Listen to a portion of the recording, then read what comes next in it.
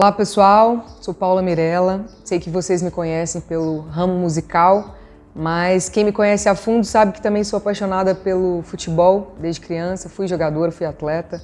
Em 2019 fui atleta eleita melhor do Brasil pela CBF7, no Fut7. Então, desde então eu comecei a migrar um pouco mais para a carreira de futebol.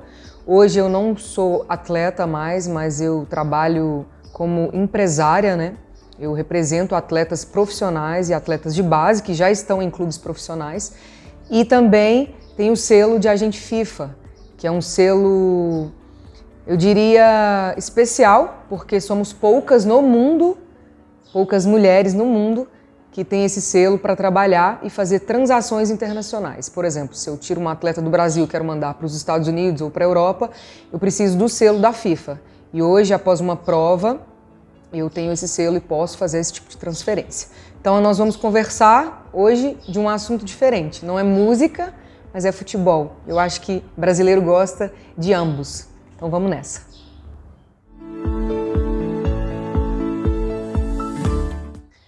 Então, hoje eu sou sócia proprietária da BDO Esportes, que é uma empresa de gerenciamento.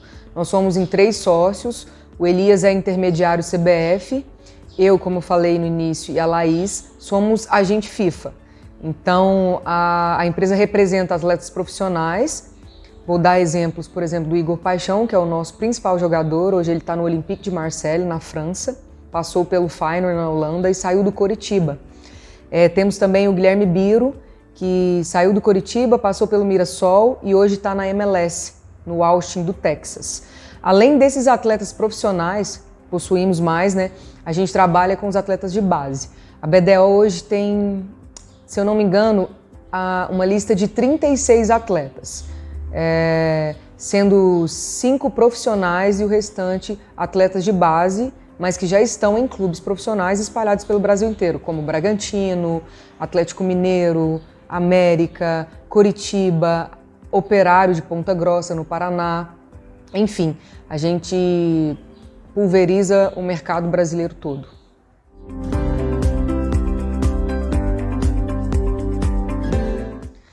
Como que a gente faz a procura por atletas? São várias maneiras.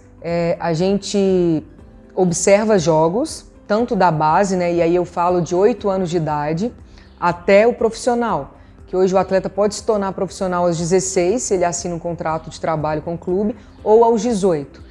Então, a gente observa jogos, nós temos contatos também com olheiros espalhados no Brasil inteiro que indicam os atletas para nós e a gente faz questão de estar no dia a dia. Então, além de ter uma pré-avaliação por pessoas que a gente tem confiança, nós gostamos de ir in loco, observar os atletas. Temos indicações de clubes pela própria parceria.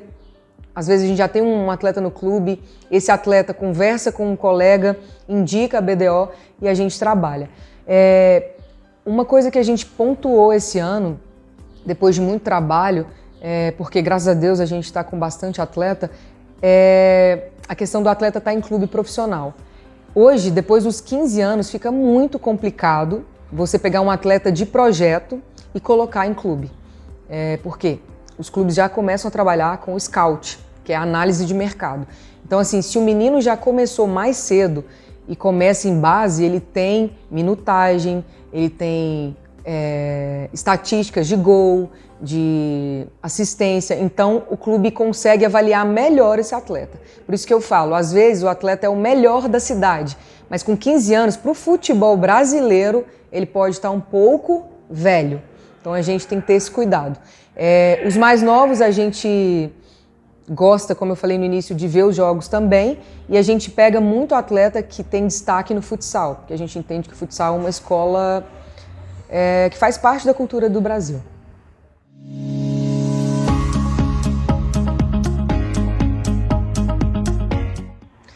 Então, o mercado hoje de gerenciamento, ele está bem precoce, como o futebol brasileiro.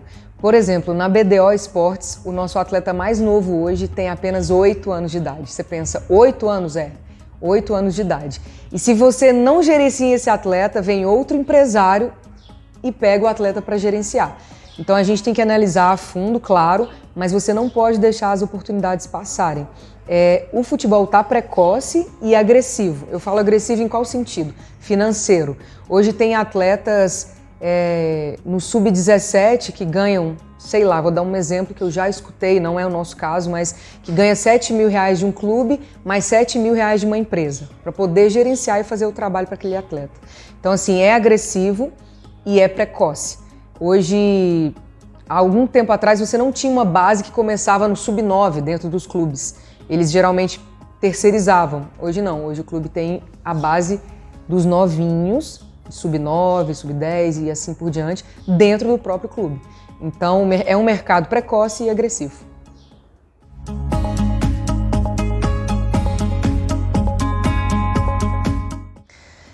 Então, hoje, a questão de aparecer um novo craque, igual a gente teve vários no Brasil, ela é mais delicada. Assim, não acredito que tenha desaparecido os craques. Eu acho que a forma de avaliar os atletas está um pouco diferente. É uma discussão gigante no mercado que a gente trabalha sobre a questão do perfil. O atleta tem que ser grande, tem que ser intenso, tem que ser forte fisicamente. E às vezes e aí é a opinião minha, acho que o brasileiro não é esse tipo de jogador. Claro que em algumas posições a gente tem que olhar pelo perfil. Goleiros, zagueiros, às vezes um centroavante, né, um camisa 9. Mas eu acho que o brasileiro, ele é aquele menino rápido, de pernas rápidas, de 1 para 1 com facilidade, né, de drible.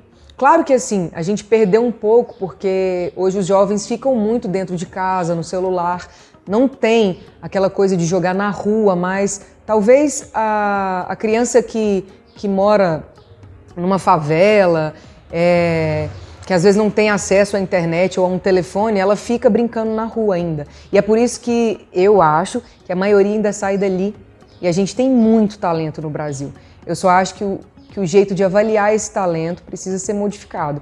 E já posso afirmar que as pessoas que trabalham em alguns clubes já começam a olhar e acho que reviver o que a gente tinha antes, sabe? Vamos olhar para esse talentoso e vamos lapidar esse talento. Então, assim, eu acho que pode vir bons jogadores aí no futuro próximo para nós.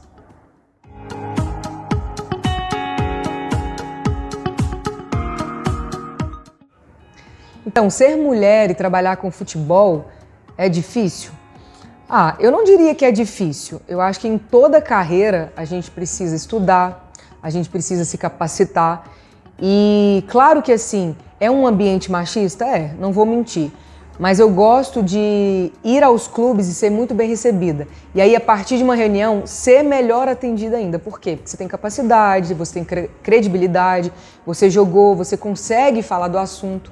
Então, assim, é um ambiente machista, mas se você se impõe, você consegue seu espaço, sim.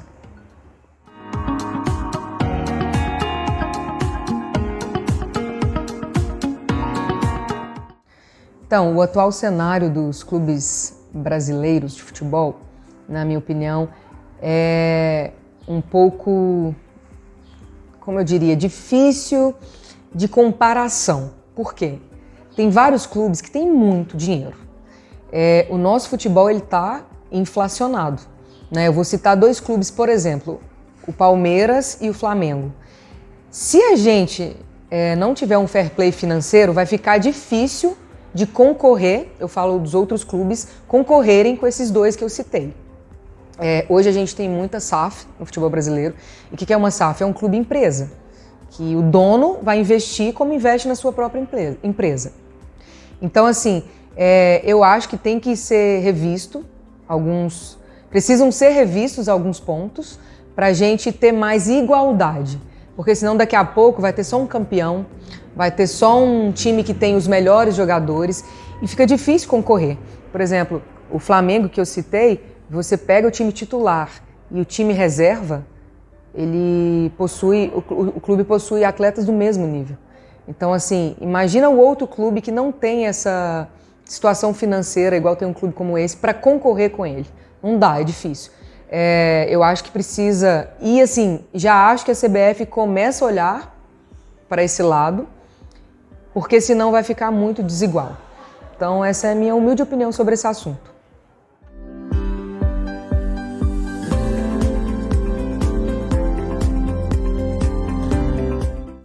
Assim, vou falar do Palmeiras um pouco mais. Eu admiro muito a Leila Pereira, né? É claro que o financeiro ajuda e muito um clube de futebol, porque como eu falei há pouco, os salários estão muito altos, premiações muito altas. Então, assim, o dinheiro ajuda? Ajuda, como em qualquer outra área. O Palmeiras eu vou falar mais porque, além do dinheiro, o jeito que você faz com esse dinheiro, o jeito que você aplica esse dinheiro, a administração desse dinheiro. Então, assim, eu admiro muito a Leila, não é porque ela é mulher, apesar de ser a única presidente no Brasil de um clube de futebol, ela faz o trabalho muito bem feito. Ela peita o que precisa ser peitado e o Palmeiras é uma organização. Como eu falei, empresa. Então você aplica, mas você quer resultado. E eu acho que é por isso que o resultado vem.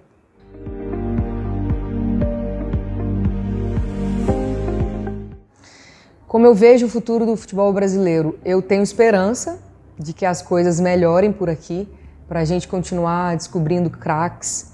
Eu falo que o último assim que mexeu com uma paixão nacional foi o Neymar, né? A gente tem inúmeros outros atletas mais novos que foram vendidos recentemente, como o Estevan, o Endrick, o Vitor Roque, mas o Neymar, eu acho que ele foi o último assim que tinha um nível para ser melhor do mundo, né? E aí a vida caminhou para outro lado, mas eu tenho esperança que a gente volte a descobrir esses atletas, porque eu acho que a gente tem, como eu falei no início, é só a forma de observar, lapidar, utilizar esse atleta.